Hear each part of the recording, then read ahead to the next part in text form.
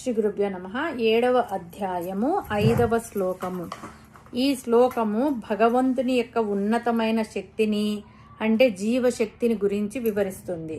ఓం అపరేయమితస్త్వన్యాం ప్రకృతిం విద్ధి మే పరాం జీవభూతాం మహాబాహో యయేదం దార్యతే జగత్. ముందుగా పదపదానికి అర్థం తెలుసుకున్నాము. అపర ఇది జడమైనది, ఇయం ఇది, ఇతహతు దీనికంటే భిన్నమైనది, అన్యాం మరొకటైన, ప్రకృతిం శక్తిని, విద్ధి తెలుసుకో, మే పరా నా యొక్క ఉన్నతమైన, జీవభూతాం జీవశక్తి రూపంలో ఉన్నట్టి, మహాబాహో ఓ గొప్ప బాహులు కల అర్జున, యయా దేని చేతైతే, ఇదం జగత్ ఈ ప్రపంచం, ధార్యతే ధరించబడుచున్నదో. తాత్పర్యం తెలుసుకుందాము. ముందుగా మనము అర్జున ఈ 8 విధములైన అపరమైన ప్రకృతి కంటే భిన్నమైనది, ఈ సమస్త విశ్వమును తనలో ధరించి ఉన్నది, సమస్త ప్రాణికోట్లలో జీవంగా వెలుగుతున్నది అయిన మరో ప్రకృతి ఉన్నది. అది నా యొక్క ప్రకృతి. ఈ ప్రకృతిని పైన చెప్పబడిన 8 విధములైన అపరా ప్రకృతి కంటే శ్రేష్టమైనది, మేలైనదిగా తెలుసుకో. ఈ శ్లోకంలో పరమాత్మ భూమి, జలము, అగ్ని, వాయువు, ఆకాశము, మనోబుద్ధి, అహంకారాలు ఈ 8తో కూడినది అపరా ప్రకృతి అని, వీటన్నింటికంటే భిన్నమైనది, శ్రేష్టమైనది, పరమైనది అయిన పరమాత్మ ప్రకృతి మరొకటి ఉంది, దానినే పరాప్రకృతి అని తెలుసుకో అంటున్నాడు.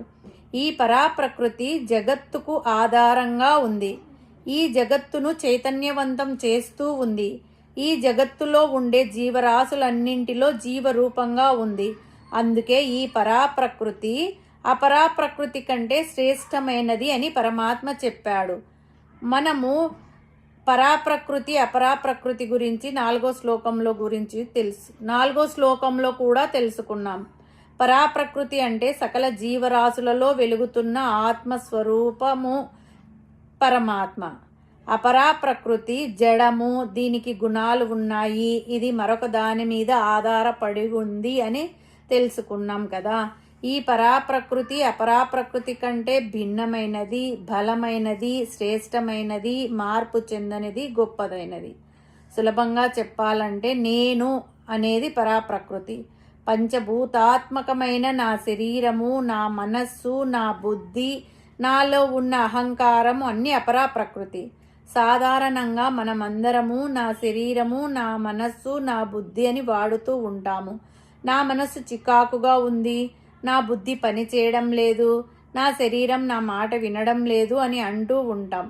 అంటే నీవు వేరు, నీ మనోబుద్ధి అహంకారాలతో కూడిన శరీరం వేరు. నీ మనస్సు నీ మాట వినడం లేదు, నీ శరీరం నలతగా ఉంది అనే విషయం తెలుసుకునేవాడు మరొకడు ఉన్నాడు. ఆ నేను అనే తత్వమే పరాప్రకృతి. దీనికి కాలము, రూపము లేవు. నీకు 10 ఏళ్ళప్పుడు ఈ నేను అనే తత్వము ఉంది, నీకు 40 ఏళ్ళప్పుడు ఉంది, 70 ఏళ్ళప్పుడు ఉంది. వయసు వచ్చే కొద్దీ కాలానుగుణంగా నీ శరీరం మార్పు చెందుతుంది, కానీ నీలో ఉన్న నేను అనే తత్వము మార్పు చెందలేదు. ఈ విషయం మనందరికీ తెలుసు, కానీ మనం దానిని అంగీకరించం. మన శరీరం అంటే పంచభూతాలతో కూడుకున్నది. ఆలోచనలు మనస్సుతో చేసేవి, నిర్ణయాలు బుద్ధితో చేసేవి. ఇవన్నీ జడమైనవి, వాటికి స్వతహాగా చైతన్యం లేదు. లోపల ఉన్న జీవుడు అంటే ఆత్మస్వరూపము లేదా పరాప్రకృతి అనే చైతన్యం వల్లనే మనం కదలగలుగుతున్నాము, మాట్లాడగలుగుతున్నాము. కారు ఎంత గొప్పదైనా దానిని నడిపే డ్రైవరు ముఖ్యం. కారు అంటే శరీరం, డ్రైవర్ అంటే జీవుడు. మన జీవితాన్ని సార్థకం చేసుకోవాలంటే మనలోని ఆ దైవిక శక్తిని మేల్కొల్పాలి. చిన్న ఉదాహరణ చెప్పుకోవాలంటే ఒక కుండ ఉంది, అందులో నీరు ఉంది.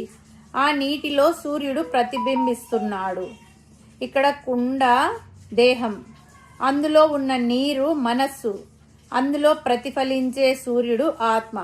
ఆకాశంలో వెలిగే సూర్యుడు పరమాత్మ. కుండ నీరు అపరా ప్రకృతి, అందులో ప్రతిఫలించే సూర్యబింబం పరాప్రకృతి.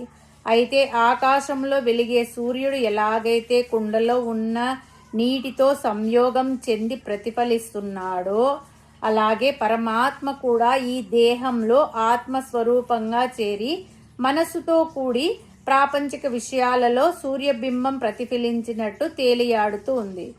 నీరు కదిలినప్పుడు సూర్యబింబం కూడా కదులుతూ ఉంది. కుండను కదిలించినప్పుడు నీరు, అందులో ఉన్న బింబము దానికి అనుగుణంగా కదులుతూ ఉన్నాయి. కానీ ఈ కదలికలు సూర్యునివి కావు.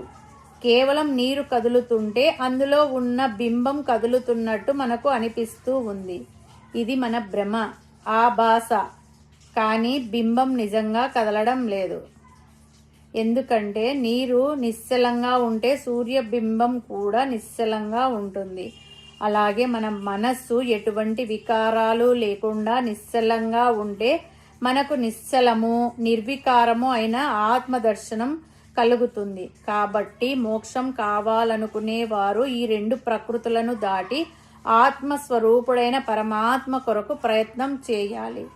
ప్రకృతులకు అతీతుడైన తానే జగత్తుకు పరమ కారణుడని పరమాత్మ పై శ్లోకంలో చెప్పబోచున్నాడు. హరి ఓం తస్సత్.